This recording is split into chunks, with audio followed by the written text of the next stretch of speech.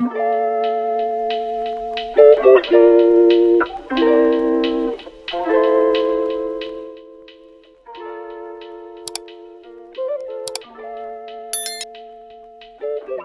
yeah, another reading vlog. These are going to become a staple here, I think. This time for Pretty Dead Queens by Alexa Dunn. So, I haven't read anything by Alexa Dunn in the past, and I'm aware that there has been some controversy on Twitter, I think, with her. I don't get into stuff like that, honestly. I'm a firm believer in separating art from artist. Yeah, so I'm not going to go into all that, but I haven't read anything by her before, so I'm not sure what to expect. But it seems very almost like Karen M. Manus-esque, you know, like YA mystery thriller. And I know the other book she's written is like YA fantasy, so genre shift. But yeah, got the ARC on my Kindle, and I have the audiobook, and we'll see how it goes.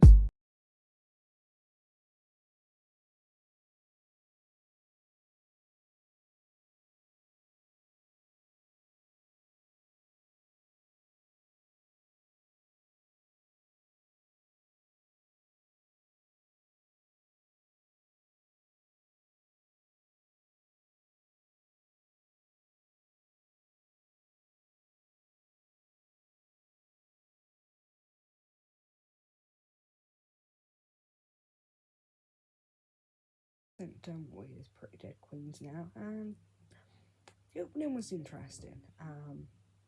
So we're introduced to Cecilia, who is going to live with her grandmother, Maura, after the death of her mother. Nothing spectacular. She died from cancer, Cecilia's 17, nearly 18, and it's this upheaval in her life. She's obviously not really grieved for her mother yet, but she's starting a new school, Seaview High, as a senior, so she has a lot of work to catch up on. And it's just her settling into this new place. She immediately falls in with the popular group of girls, and they inform her that one of her grandmother's books, because she's a famous mystery thriller author, is based on a real life murder that happened at the school about the death of the prom queen shortly after she was actually voted prom queen.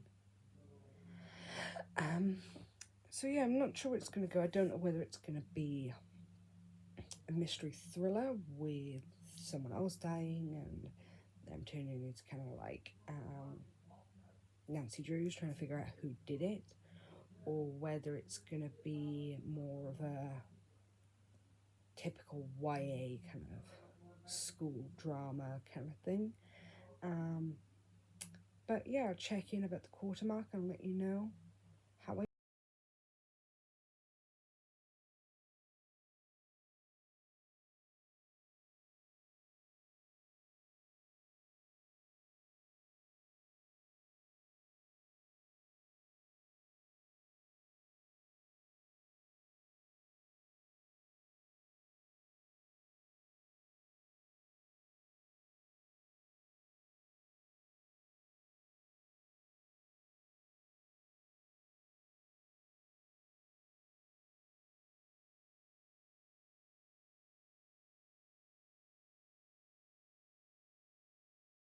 Quarter of the way through Pretty Dead Queens now.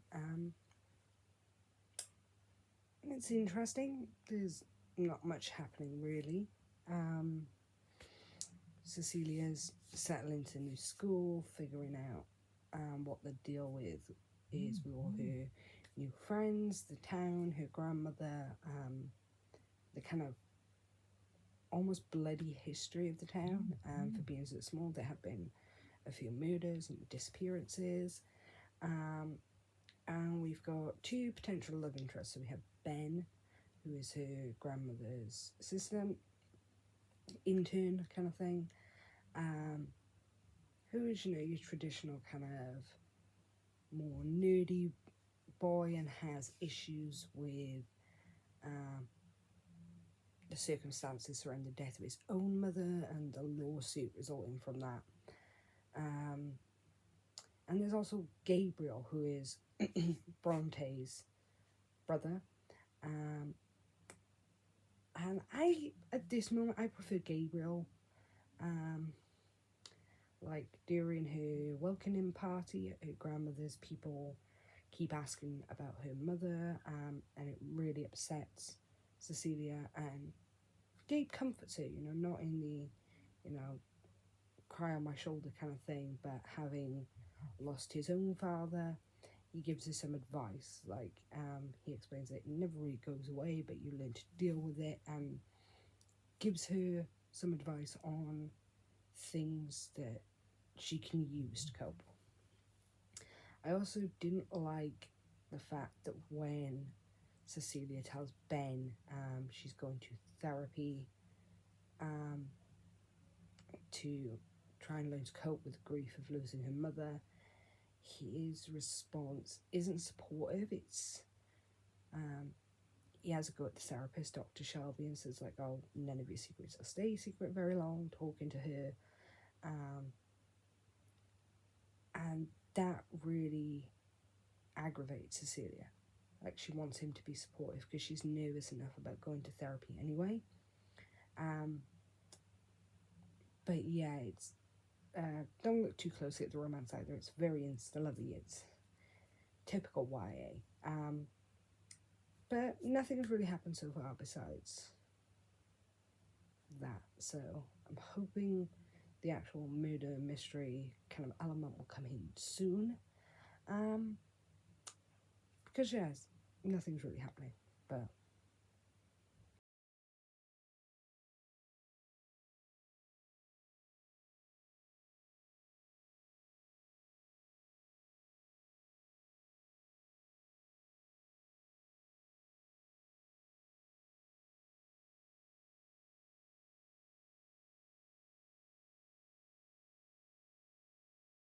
I'm halfway through Pretty Dead Queens now, and I don't know, there's just something about it I'm not quite feeling. Like, if you read a book like A Good Girl's Guide to Murder or One of Us is Lying, the murders are established pretty early on, and then we get a sequence of events with them finding clues, putting stuff together, red herrings, twists, until the reveal at the end.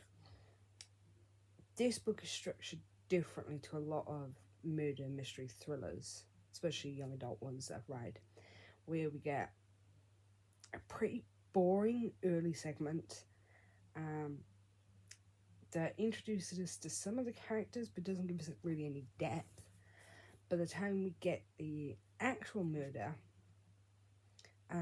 we don't care about the character. Natalie is not a nice person. Like, you don't care about her. And then the whole Nancy Drew element kicks in, but it all seems too convenient. Like, you know, her knowing some of the most important people in town, like the daughter of the sheriff, a guy that seems to work everywhere and has access to places, you know, girls that have access to the school even when it's shut. It's just way too convenient. Like, there's no stakes, there's no tension. The only thing I did really like was Gabriel. Like, even though him helping Cecilia is convenient, I understand why he's not doing it to be convenient. He's doing it because he likes her and he wants to make a good impression for her to like him. And I did really like the fact that when there's something Gabriel does as she's leaving the hotel, and Ben doesn't get jealous about it because he understands what it is. He saw it for what it was. But I don't like Ben as the love interest. Like, he's a great guy. He's just got his own issues that he hasn't worked through, similar to Cecilia, and it causes problems between them. Whereas Gabriel, despite also having a dead parent like Ben and like Cecilia, he's reached a point in his journey where he's accepted that fact. And yes, it still hurts. He still gets upset, but he's learned to cope with it. And because that, if he was the main love interest with Cecilia when she is having issues about her mother's death or being the one that finds Natalie's body, he has healthy coping mechanisms he can give her and help her. So, I don't know, there's elements of it I like, but then there are other elements that are really getting on my nerves. So, I'm really torn at the halfway point. Thankfully, the audiobook is pretty short, especially since I listened to it on 3 times speed. So I've only got about an hour and a half left. So I probably will finish it, but whether I'm going to like it is another story altogether. But I'll check back in about the 3/4 mark.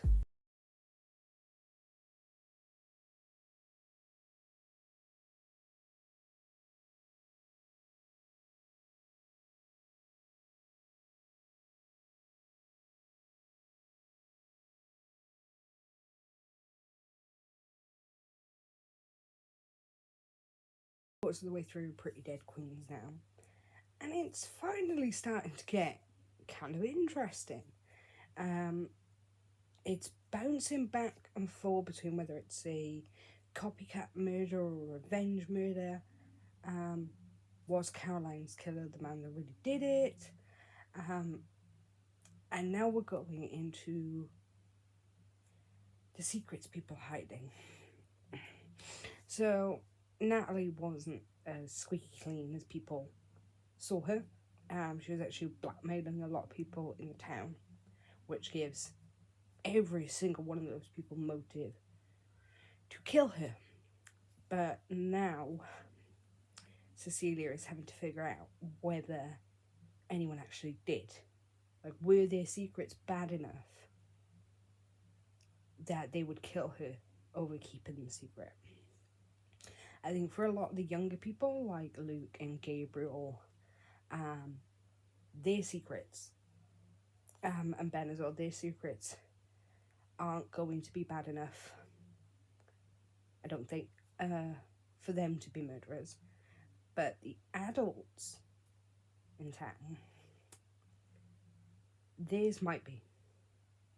Especially since there's stuff coming out that makes you question whether, someone she knew did it, whether it was her father even. So yeah, we've got a lot of potential theories up in the air, not much in the way of evidence, but Cecilia seems to think that Caroline's supposed killer, Joe, it might be a revenge for him if he really didn't commit the murder. But I don't know, it seems like there's 10 different paths this could go down, depending on what happens next, like where the evidence leads Cecilia on whether that is the truth. Obviously, we haven't got long left. We've only got about 80 pages left. And even though it's gaining traction, it doesn't seem like it's gained enough for there to be a satisfying ending, or an ending that doesn't feel cliche or rushed. But yeah, I think I'm going to have to wait and see how it actually ends, how it wraps up. And I'll give you my final